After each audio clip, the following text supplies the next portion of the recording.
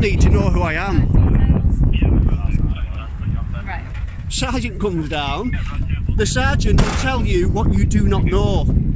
Go back to school and learn the law, love. Welcome back to the channel where we look closely at police behavior, public rights, and the moments when officials need to be reminded of the limits of their authority. Today's footage comes from Matt 12v128, and you can find the original link in the description, so make sure you support his work and watch the full video.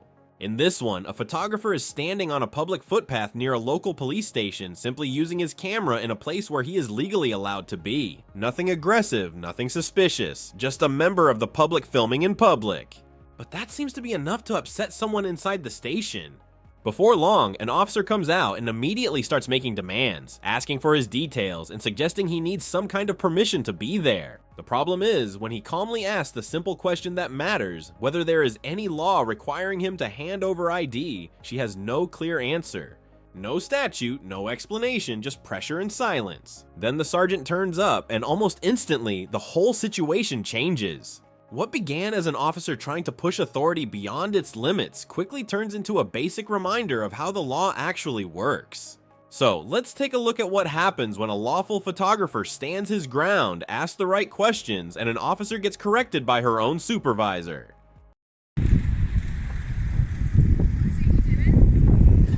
Flying a kite. Flying a kite. Right, what are you doing? Why are you Taking pictures just of the marked vehicles. Why? It's just like a thing I've got, photography and that. It's like what I do. Have you got permission to take pictures at the police station? Permission? Yeah. I don't need permission. You need permission to take pictures at the Don't. police station. Yes, you do. I don't. You do, I'm telling you, you do. Don't. What's the reason you're taking the What? registration plates down, please? I'm not taking registration plates down. Recording it, aren't you? I'm just doing a documentary for like YouTube and stuff. Okay.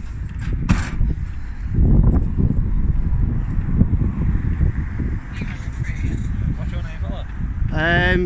I don't give out my details, mate. Well, then you don't take pictures at a police station. I do. I'm allowed to. It's perfectly lawful. No, it's not. What We need to law's it know who against? you are, because we need to Okay. know why you're taking pictures at police What station. offence It's is a it? security risk. What offence is it though? It's a security You said I'm risk. not allowed. What offence is it? Listen to what I'm saying. All right. It's a security risk. But that's not You're against the outside a law. police station taking pictures. We need to verify you and know who you are. I'm just taking some pictures. You don't need to verify me at all. What I'm saying. And we're not Before she even starts the conversation properly, it feels like she has already made up her mind that he is doing something wrong. There is no calm approach, no genuine attempt to understand what is happening, and no proper line of questioning. Instead, she goes straight into that familiar authority-based demand about needing to verify him. But verify what exactly? He is simply standing in a public place with a camera. That is not suspicious by itself, and it is not a reason to start demanding personal details. This is where the interaction goes wrong immediately, because it looks less like professional policing and more like an attempt to take control without any legal basis. And this is not new guidance. Since 2010, the Home Office has made it clear to police forces across England and Wales that officers cannot require someone to identify themselves just because they are taking photos or filming. That position has not disappeared, and it still matters today. So the issue here is simple. Either the officer does not understand a very basic part of the job, or she understands it and chooses to push anyway. Neither option reflects well on her. being quite clear. Excuse me, do you know the law?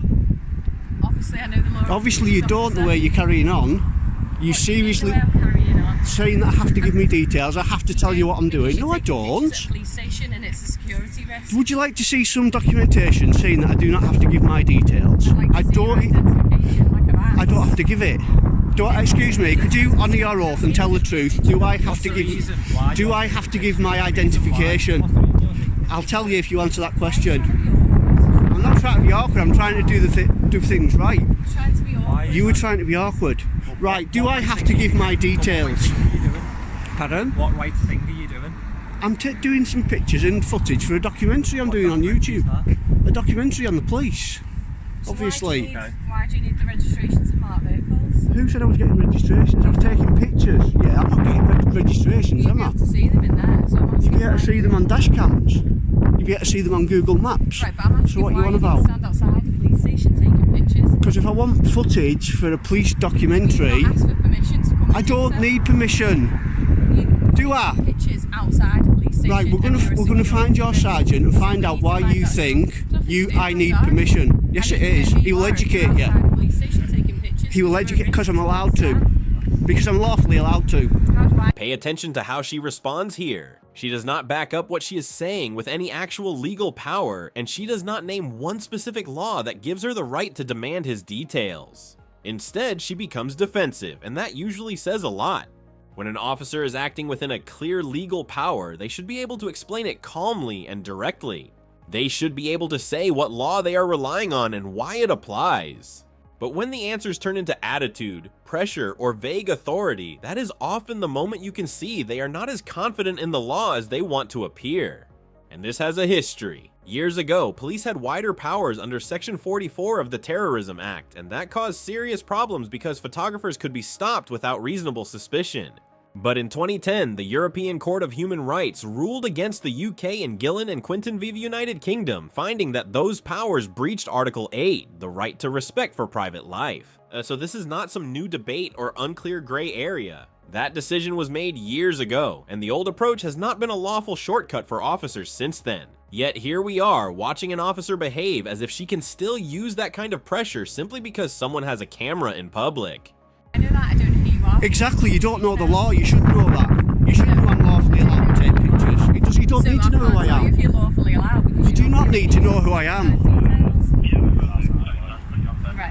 What's up? The sergeant coming down, is he? So I'm not allowed to take pictures of police cars without permission. I'll film you if I want to, that's another lawful right I've got. Right, I'm filming you being a fool. Sergeant comes down. The sergeant will tell you what you do not know. Go back to school and learn the law, love. At this point, you can hear his patience starting to wear thin, and honestly, it is not hard to understand why. He is being treated as if he has broken a rule, but no clear offense has been identified and no lawful requirement has been explained. The pressure is coming from the officer, not from anything he has actually done. She is the one pushing beyond what she can properly justify, and she is the one failing to handle the encounter in line with the standards expected during a stop and account style interaction. But instead of recognizing that, she frames him as the problem simply because he is asking for the legal basis behind her demands. That is the whole issue here. The person standing on the pavement with a camera is being made to look difficult, while the officer who cannot explain her authority is acting like she is the one being challenged unfairly. Why do I need to go back to school? They don't teach you law in school. Law school, have you ever heard of that, smarty pants? Teach you law in university. We'll go back to university, obviously you didn't go. You should be flipping burgers in McDonald's. I've already been. Stop filming. No, I won't. What's your problem? Why are you giving me a hard time about filming the police station and taking pictures? Seriously? Are you like on your period or what? Eh? People like to see pictures of police cars and police stations. It's a documentary. I've got thousands and thousands of subscribers that like to watch this. For some reason they just like to watch police stations. I can't think why. Right, I'm going to carry on taking pictures like I'm allowed to do. Okay, you might learn something today.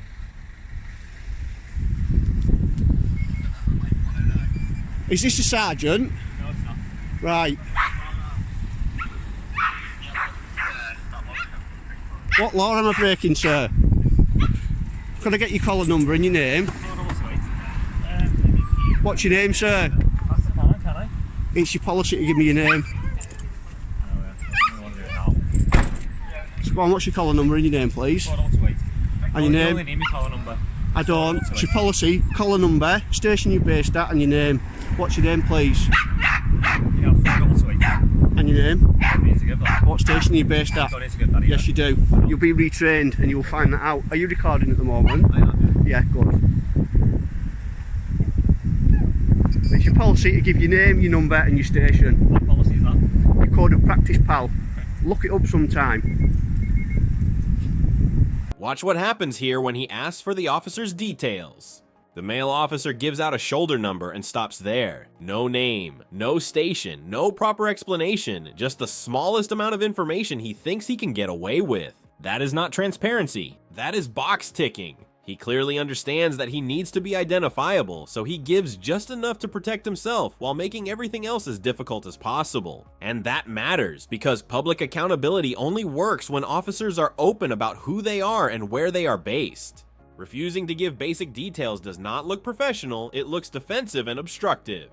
He is perfectly willing to stand there backing up his colleague while she talks as if photographers need permission to film in public, but the second the focus turns to his own accountability, he shuts down. That kind of behavior sends the wrong message completely. Police officers are public servants, not private security guards playing games with members of the public. If an officer is confident they are acting properly, there should be no fear in identifying themselves clearly. But instead, this looks like ego taking over, with an officer doing the absolute minimum simply because he is irritated that someone in front of him actually understands their rights. Have we got a sergeant here? Right, can you get a sergeant before I provide any details? Right, well then, I'm not giving me date of birth. I've just proved that I've showed you exactly what I'm doing. I've explained, are you going to let me talk? I've just explained to you in full, right, and that is my YouTube channel. That's what I do. That is my income. It shows me money. This is what I am working. This is my job. This is what I do full time.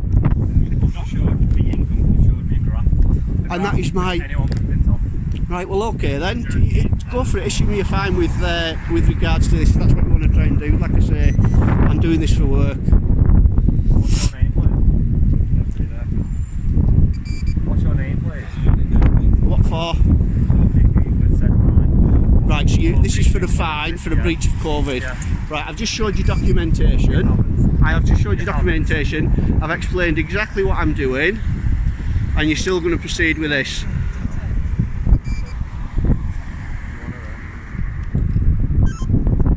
Are you actually going to arrest me now then? I don't have to, sir. Can you explain to this guy I do not have to give my details and that what I'm doing is perfectly legal? Can you just explain it to him? I'm trying to be nice. What's going on? I just want to go in the station.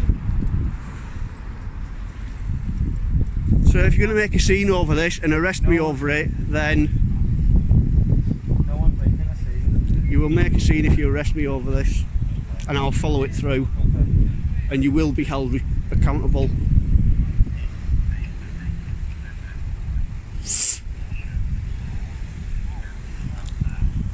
Have you not realised what you're doing?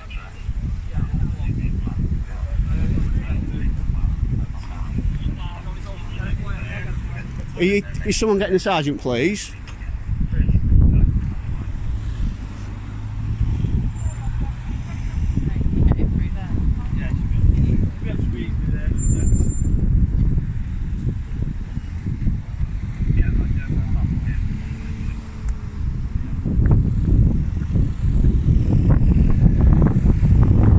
I'll ask you nicely, can I please just go about my business?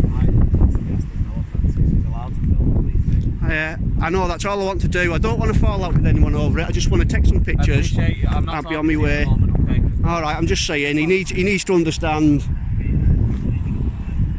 This part makes the point very clearly. He reminds the officer that as part of basic professional standards, he should be giving his name, number, and station when asked. And instead of accepting that simple accountability, the officer challenges it as if the public has no right to know who they are dealing with. The photographer even keeps it polite. He asks calmly if he can just carry on with what he was doing, and the answer is yes, because there is no offense and no lawful reason to stop him.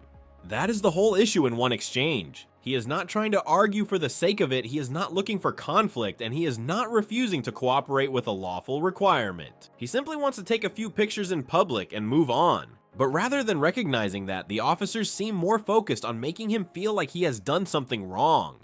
And when he says the officer needs to understand, he is right. This is exactly why public filming matters. Because these encounters show whether officers actually understand the limits of their authority, or whether they just expect people to obey because a uniform is standing in front of them. Do you feel a bit silly now?